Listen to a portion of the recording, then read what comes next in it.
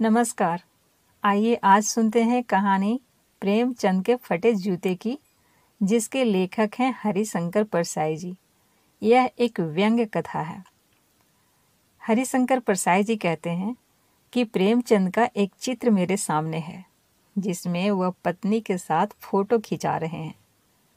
सिर पर किसी मोटे कपड़े की टोपी, कुर्ता और धोती पहने हुए हैं। कनपट्टी चिपकी हुई है, गालों की हड्डियां उभर आई हैं, पर घनी मुच्छें चेहरे को हरा भरा बतलाती हैं। पाँवों में कैनवस के जूते हैं, जिनके बंद बेतरतीब तरीके से बंधे हैं। लापरवाही से उपयोग करने पर बंद के सिरों पर की लोहे की पतरी निकल जाती है और छेदों में बंद डालने में परेशानी होती है। तब बंद कैसे भी करके कस लिए जाते हैं। दाहिने पांव का जूता तो ठीक है, मगर बाएं जूते में बड़ा सा छेद हो गया है, जिसमें से उंगली बाहर निकल आई है। मेरी दृष्टि इस जूते पर अटक गई है। सोचता हूँ, फोटो खिंचाने की अगर यह पोशाक है तो रोज पहनने वाली कैसी होगी। नहीं, इस आदमी की अलग अलग पोशाकें नहीं होंगी। इसमें पोशाकें बदलने का गुण है ही नहीं। यह जैसा है वैसा ही फोटो में खिंच जाता है। मैं चेहरे की तरफ देखता हूँ। क्या तुम्हें मालूम है मेरे साहित्यिक पुरखे कि तुम्हारा जूता फट गया है और उंगली बाहर दिख रही है? क्या तुम्हें इसका जरा भी एहसास नहीं है? जरा लज्जा, संकोच या झेप नहीं है? क्या तुम इतना भी नहीं जानते कि धोती को थोड़ा नीचे खींच लेने से उंगली ढक सकती है? मगर फिर भी तुम्हारे चेहरे पर बड़ी बेपरवाही है, बड़ा विश्वास है। फोटोग्राफर ने जब रेडी प्लीज कहा होगा, तब परंपरा के अनुसार तुमने मुस्कान लाने की कोशिश की होगी।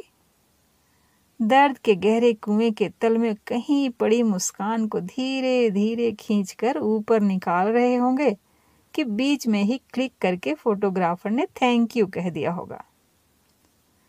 विचित्र है यह अधूरी मुस्कान।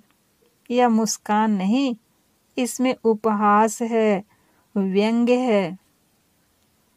यह कैसा आदमी है जो खुद तो फटे जूते पहने फोटो खिंचा रहा है, पर किसी पर हंस भी रहा है। फोटो ही खिंचाना था तो ठीक जूते पहन लेते या ना खिंचाते। फोटो न खिंचाने से क्या बिगड़ता था? शायद पत्नी का आग्रह रहा होगा और तुम अच्छा चल भाई कहकर बैठ गए होंगे। मगर यह कितनी बड़ी ट्रेजेडी है कि आदमी के पास फोटो खिंचाने को भी जूता ना हो। मैं तुम्हारी यह फोटो देखते देखते तुम्हारे क्लेश को अपने भीतर महसूस करके जैसे रो पड़ना चाहता हूँ, मगर तुम्हारी आंखों का यह तीखा दर्द भरा व्यंग मुझे एकदम रोक देता है। तुम फोटो का महत्व नहीं समझते। समझते होते तो किसी से फोटो खिंचाने के लिए जूते मांग लेते। लोग तो मांगे के कोट से वर दिखाई करते हैं और मांगे की मोटर से बारात निकालते हैं। फोटो खिंचाने के लिए तो बीवी तक मांग ली जाती है। तुमसे जूते ही मांगते नहीं बने। तुम फोटो का महत्व नहीं जानते। लोग तो इत्र चुपड़कर फोटो खिंचवाते हैं जिससे फोटो में खुशबू आ जाए। गंदे से गंदे आदमी की फोटो भी खुशबू देती है। टोपी 8 आने में मिल जाती है और जूते उस जमाने में भी 5 रुपए से कम में क्या मिलते होंगे। जूता हमेशा टोपी से कीमती रहा है।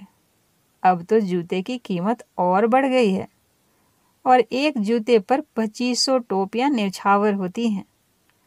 तुम भी जूते और टोपी की आनुपातिक मूल्य के मारे हुए थे। यह विडंबना मुझे इतनी तीव्रता से पहले कभी नहीं चुभी जितनी आज चुभ रही है। जब मैं तुम्हारा फटा जूता देख रहा हूँ।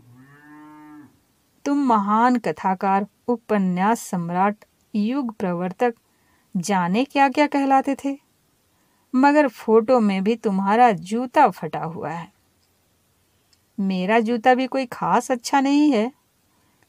यूं ऊपर से अच्छा दिखता है, उंगली बाहर नहीं निकलती, पर अंगूठे के नीचे तला फट गया है। अंगूठा जमीन से घिसता है और पैनी मिट्टी पर कभी रगड़ खाकर लहूलुहान भी हो जाता है। पूरा तला गिर जाएगा, पूरा पंजा छिल जाएगा, मगर उंगली बाहर नहीं दिखेगी। तुम्हारी तो उंगली दिखती है पर पांव सुरक्षित है। मेरी उंगली ढकी है पर पंजा नीचे से घिस रहा है। तुम पर्दे का महत्व ही नहीं जानते। हम पर्दे पर कुर्बान हो रहे हैं। तुम फटा जूता बड़े ठाठ से पहने हो। मैं ऐसे नहीं पहन सकता। फोटो तो जिंदगी भर इस तरह नहीं खिंचाऊं, चाहे कोई जीवनी बिना फोटो के ही छाप दे। तुम्हारी यह व्यंग मुस्कान मेरे हौसले पस्त कर देती है। क्या मतलब है इसका? कौन सी मुस्कान है यह? क्या होरी का गोदान हो गया? क्या पूस की रात में नील गाय हल्कू का खेत चर गई? क्या सुजान भगत का लड़का मर गया क्योंकि डॉक्टर क्लब छोड़कर नहीं आ सकते? नहीं, मुझे लगता है माधो औरत के कफन के चंदे की शराब पी गया, वही मुस्कान मालूम होती है। मैं तुम्हारा जूता फिर देखता हूँ। कैसे फट गया यह, मेरी जनता के लेखक?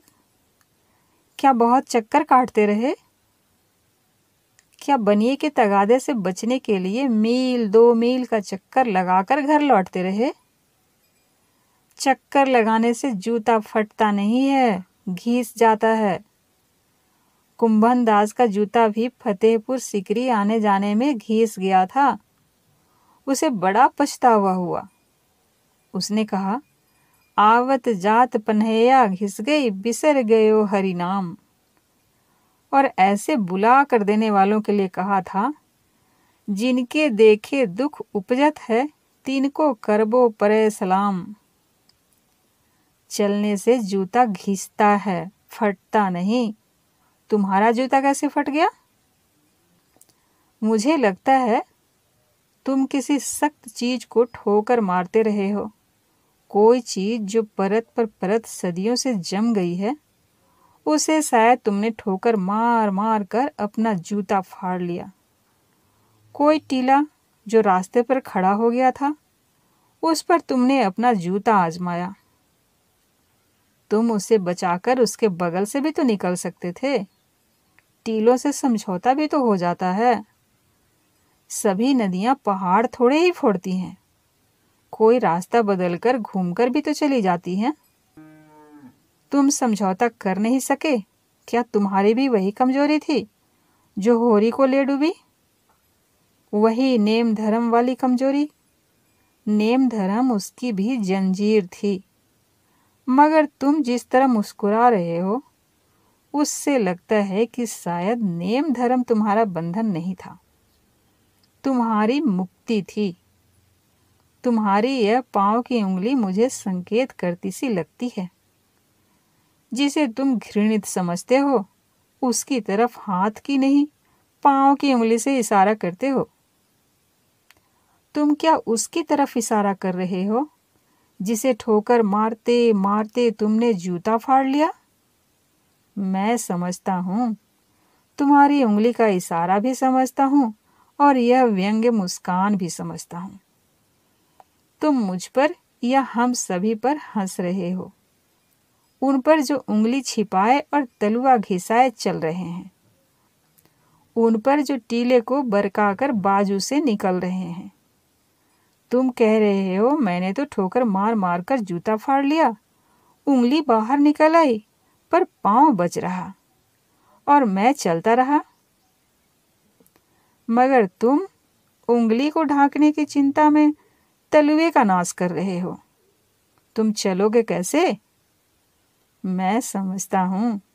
मैं तुम्हारे फटे जूते की बात समझता हूँ, उंगली का इशारा समझता हूँ, तुम्हारी व्यंग मुस्कान समझता हूँ। तो ये थी प्रेमचंद के फटे जूते की कहानी, जिसके लेखक थे हरिशंकर परसाई जी। उम्मीद है कहानी आपको पसंद आई। तो कहानी को लाइक और चैनल को सब्सक्राइब कीजिए। अच्छा, तो हम चलते हैं और एक नई कहानी के साथ फिर मिलते हैं। धन्यवाद।